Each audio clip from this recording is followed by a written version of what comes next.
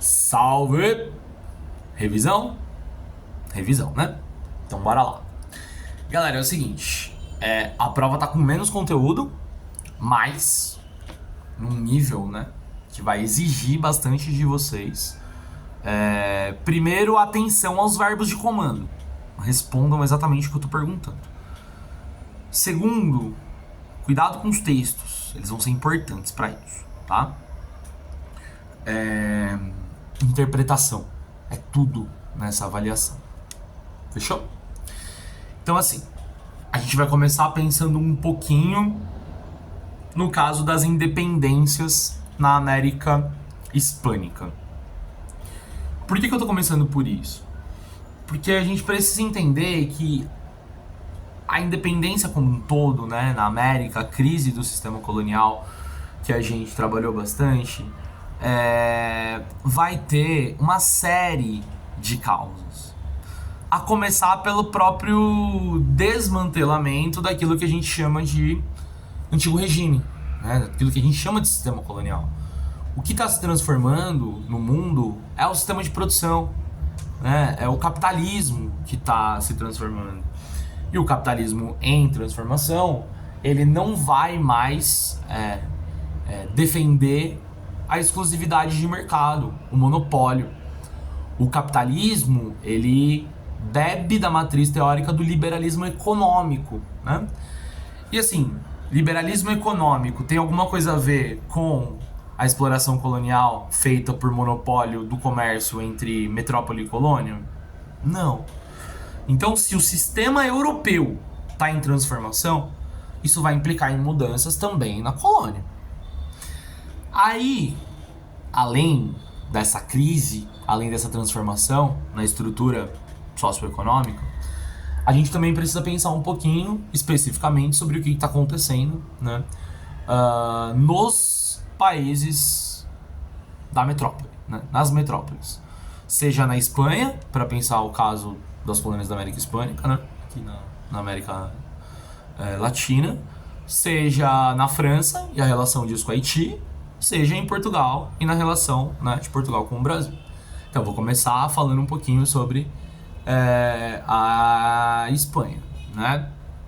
E a Espanha, a gente sabe, foi alvo, né, de uma ação de conquista do Napoleão Bonaparte, né? O Napoleão, ele invade a Espanha, ele prende Fernando VII e coloca, né, José Bonaparte para governar a Espanha. E aí vai se quebrar o vínculo que existe entre monarquia na Espanha e as elites políticas que controlavam e dominavam a política na América. Quer dizer, essa elite, ela se relacionava, ela era dominada, ou ela, enfim, se relacionava, né? Ela estava em contato numa relação política e econômica com a monarquia espanhola. Não tem mais monarquia espanhola. Então isso abre um vácuo, possibilitando que as elites, né, da América organizassem a independência e fizessem os seus próprios estados. Não vai ser o José Bonaparte que vai impedir isso de acontecer. Então, pensando em fatores que contribuíram com essas independências, o fato de Fernando VII ter sido preso e toda a bagunça que acontece na Europa tem uma relação direta e decisiva com as independências, né? No caso do Haiti é diferente. O Haiti, ele é muito específico, não é isso? O caso do Haiti, ele é um caso que envolve a Revolução Francesa, aí sim, criando possibilidades para que os escravizados, né, na ilha de Hispaniola, né, no Haiti, iniciassem um processo revolucionário, mas esse processo revolucionário ele foi feito pelas camadas subalternas, né, do Haiti, os escravizados, que eram muitos, né, que sofriam de maneira muito forte, né, muitos maus tratos, né, e isso então vai, né, naquele momento de possibilidade de luta, possibilidade de mudança por conta do caos, né, iniciado lá na Revolução Francesa, vai abrir aí a possibilidade, né, dos escravizados em Haiti realizarem aí uma independência, cujos eles serão os protagonistas. Eles serão os protagonistas dessa independência. Eles sendo os protagonistas dessa independência, quer dizer, tem uma relação direta aí com a colonização, né? A colonização no Haiti, ela é uma colonização de muita opressão, né? De um uso ostensivo mesmo de trabalhadores escravizados, né? E o que o Haiti vai ter de diferente, fundamentalmente, é que vai ser feito, né, por escravizados, como a gente estava conversando aqui. E esses escravizados, eles vão fazer aquilo que em nenhum outro país foi feito. Faz a independência e acaba com a escravidão. Mesmo países que aboliram a escravidão logo no começo do seu processo de independência, o Haiti coloca na sua primeira constituição, né? Então, esta é a especificidade do caso do Haiti, né? E quando a gente pensa no caso do Brasil, aí é outra coisa, né? Não é nem Haiti e França, nem América Hispânica e Espanha. É, mais uma vez, aí sim, Napoleão Bonaparte, né? Mas o que ocorre em Portugal, como a gente bem sabe, é que a solução encontrada para evitar a invasão de Napoleão é a família real vir para o Brasil. É a transferência da corte para o Brasil, né? No contexto de invasão do Napoleão, né? Contexto de invasão de Napoleão Bonaparte. Mas por que isso vai ser importante para nossa independência, né? Veja só, isso vai ser muito importante porque isso vai criar no Brasil uma nova dinâmica econômica e política. O centro do poder político agora não está mais na metrópole, está na colônia. Então é como se o Brasil tivesse se emancipado, fazendo com que alguns historiadores, se você olhar, por exemplo, para o ponto de vista econômico, tratassem 1808 como a independência do Brasil. Historiadores que olham exclusivamente para a questão econômica. E qual é o argumento deles? Bom, do ponto de vista econômico, a exploração colonial ela se dá por meio do pacto colonial. Metrópole só compra e só vende para a colônia, colônia só compra e só vende para a metrópole. Com a chegada da corte em 1808, abertura dos portos, para que o Brasil pudesse comercializar com o mundo inteiro. Então, tá tudo se transformando. O Brasil ele está alcançando uma dimensão não mais de colônia, e a abertura dos portos para esses historiadores que consideram os aspectos econômicos vai efetivamente, né, ser tratado por eles como a independência do Brasil, né? Agora, assim, uma coisa é a gente pensar sobre essa independência exclusivamente a partir deste processo liderado pelas elites, né, a partir da vinda da corte pro Brasil.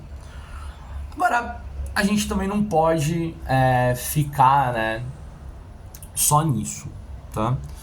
A gente precisa olhar um pouquinho para o que está acontecendo internamente, né, no Brasil. Internamente no Brasil, a gente observa um movimento de insatisfação, né, dos grupos que estavam aqui, né,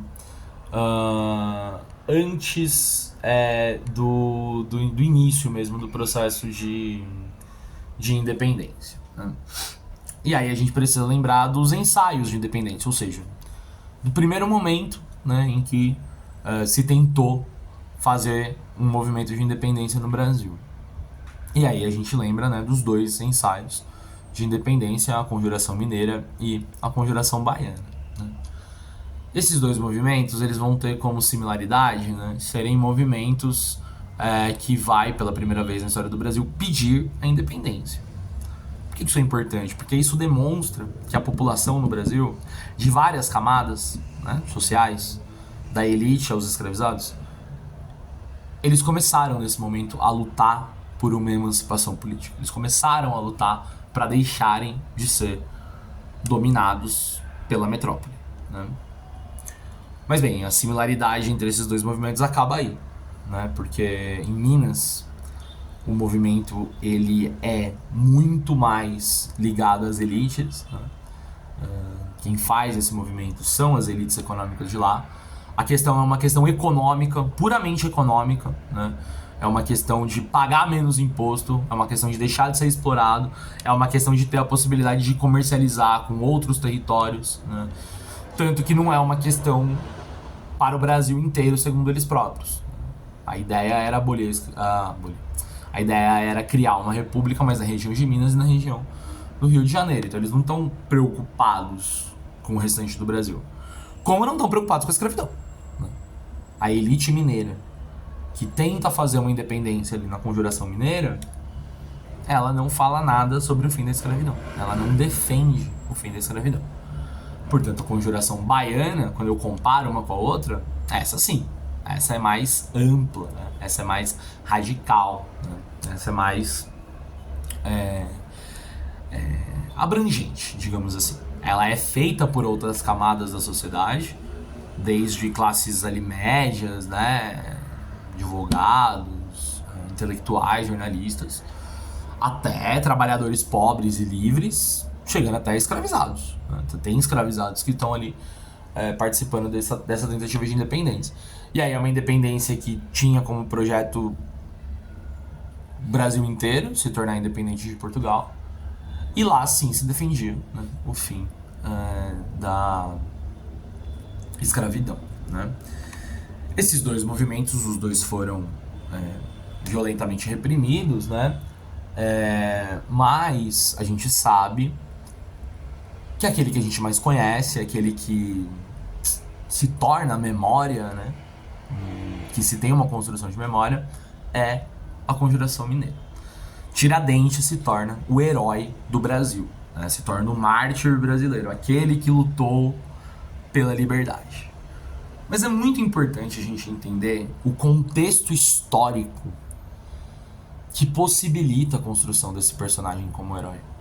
Tiradentes não se torna herói quando ele morre, ele não se torna herói durante a monarquia. Porque pensa um pouquinho comigo. Tiradentes é o cara que morreu porque conspirou, morreu como traidor, né? Conspirou contra a coroa portuguesa, contra a família real portuguesa.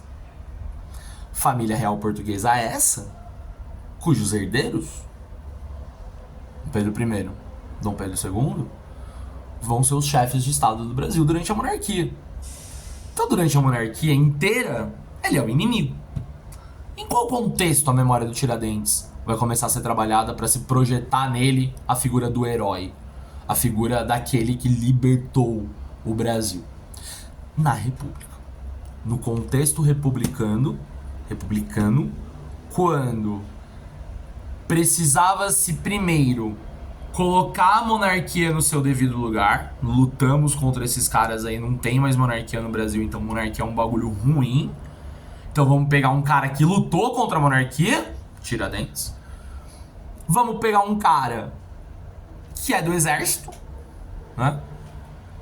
Vai ser importante para a República. E vamos pegar um cara, então, que faça parte de um movimento que também não era lá tão radical, né? Que também não falava de fim da escravidão e tal. Vamos pegar esse cara. Então reparem, são contextos diferentes. O contexto em que Tiradentes morre, ele é o traidor. O contexto em que Tiradentes se torna herói é o contexto da República, que vai eleger Tiradentes como o herói justamente porque lutou contra a monarquia, que acabou de acabar, né? E por fim, galera, para não me estender muito, é importante a gente falar um pouquinho sobre os projetos, né, da América Hispânica, porque a gente sabe que quando as independências na América Hispânica elas ocorrem, a gente sabe que houve um grande debate sobre qual seria a natureza dos estados, né? Se eles iriam se fragmentar e formar vários estados, ou se todos eles iriam se juntar, né? E aí você tem a defesa do Simão Bolívar, que fracassou, a gente sabe muito bem, né? Não deu certo, mas a defesa do Simão Bolívar de criar um grande estado, né? Qual é o ponto de vista do Bolívar, galera? Além de toda aquela discussão econômica que é importante, né? Vamos fortalecer aqui para evitar que nós sejamos explorados ali pelos Estados Unidos, que já tá de olho grande ali na região, né? O Simão Bolívar, ele parte de um ponto de vista de que, além da língua, que é a mesma, né? Além da cultura ser parecida, né? Aquela região é uma região que foi explorada. É uma região que foi vítima de um processo de colonização que explorou os recursos econômicos daquela região para enriquecer a metrópole. Esse é o ponto de vista da integração. A gente precisa se unir. Essa é a visão. E por que deveremos nos unir? Porque todos aqui fomos explorados pela dominação da metrópole. Então acho que a gente conseguiu passar por todos os temas, tá? É isso que vai cair, tá? Eu passei aqui ponto por ponto do que vai ser cobrado de vocês na avaliação. Como eu falei, eu decidi tirar alguns conteúdos para deixar uma prova não tão extensa, porque eu sei que vocês vão gastar bastante tempo escrevendo as perguntas, ok? Então, façam com calma, façam bem, tá? E bons estudos. Qualquer dúvida, bota aí nos comentários que a gente vai trocando ideia, fechou? Um beijo pra vocês, tudo nosso e nada deles. Arrasem, tá?